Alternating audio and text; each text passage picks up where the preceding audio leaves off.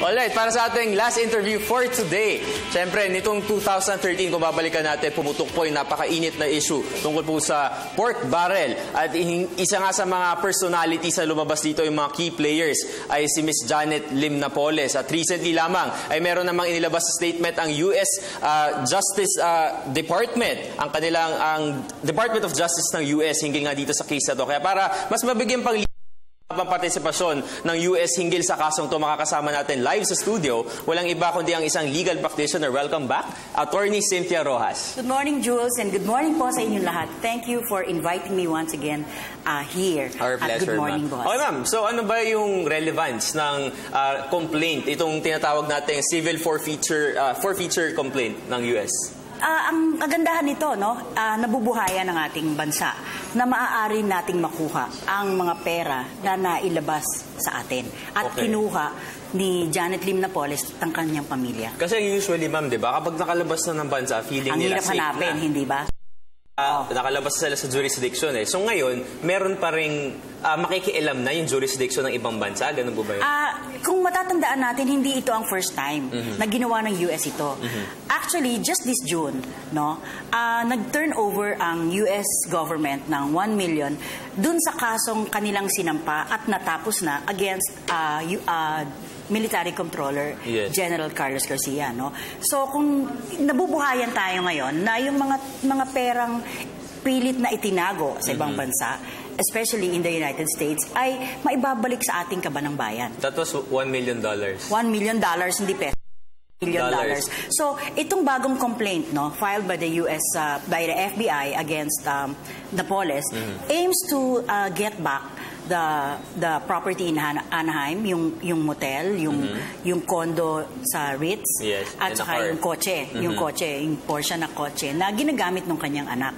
So, dito makikita natin ano ba ang importance ng act na to, na ginawa na to ng US. Binibigyan siguro ng strong message ang ang lahat ng may balak na magtago ng kanilang pera sa US na hindi nyo ito magagawa sa kanilang bayan. Dahil kung itatago nyo, parang nabasa ko lang na it's the way, corruption is a worldwide issue. Yun ang sinabi ng US authorities. And I think it's their way to help those countries where yung pera ay naitago sa kanilang bansa. So this is worth 1.2 billion. No, to 1.2 million. Yeah, 1.2 million dollars. Okay, tapos yun po yung mga properties na nabanggit ko kanina. Oo, sa California, sa Anaheim, yung motel doon, tapos yung kotse, yung sa Ritz, no? I think nung unang pumutok ang issue na to, nakita natin to sa social media, no? Yung lavish lifestyle nung anak ni Napoles. At nagmamatsyag ang US authorities sa lahat ng pangyayari dito sa kaso ni Janet Lim Napoles, parang tinutulungan na rin tayo para bilang isa sa mga nadehadong bansa na ibalik ang pera sa ating kabanang bayan. Pero Attorney Cynthia, paano po ba yung proseso sa pagbabalik nitong makukuhang pera? Kung inyong mababasa, the FBI filed a civil case for forfeiture.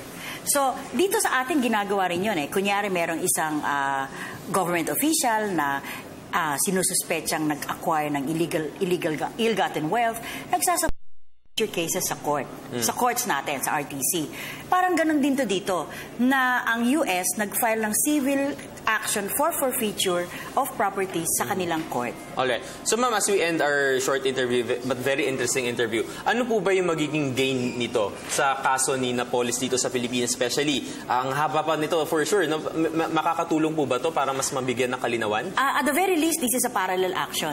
Okay? So, while we are moving for the plunder cases to continue here, the US, on its part, is going ahead and pushing for its own forfeiture case against the properties na sa Amerika. So, magandang development yon dahil hindi tayo ang nagpo-prosecute. Ibang bansa, ang US ang nagpo-prosecute at tumutulong na maibalik ang perang na itago sa kanilang bansa dito sa ating May third party involved yes, na. may third party Last involved. question as we end. Kanino po mapupunta yung pera na makukuha natin from the States? Sa Pilipinas. Treasury na po natin. Kasi ang sinasabi dito is, ang perang yon kinuha sa mga Pilipino. So, the US, like in the Carlos Garcia case, will bring back this money to the Philippines. Alright, ayan. So we are expecting $1.2 million back in the National Treasury because of this when step. Siguro mas mabilis-bilis ang justice system sa United States, maybe then, mas mabilis natin makukuha ang pera. Alright. Thank you so Nangyari much. na di ba? Yeah. Nangyari na kay Carlos Garcia. So, it's not maybe It's not impossible for it to happen again. Okay, thank you so much for your time. Thank you, Jules. Opo. Thank you po sa inyong lahat at magandang umaga po. Alright, once again, nakasama natin live sa studio. Walang iba kundi si Attorney Cynthia Rojas. Tuloy-tuloy pa rin po ang ating live discussions. Lahat ng yan sa pagbabalik ng Good Morning Boss.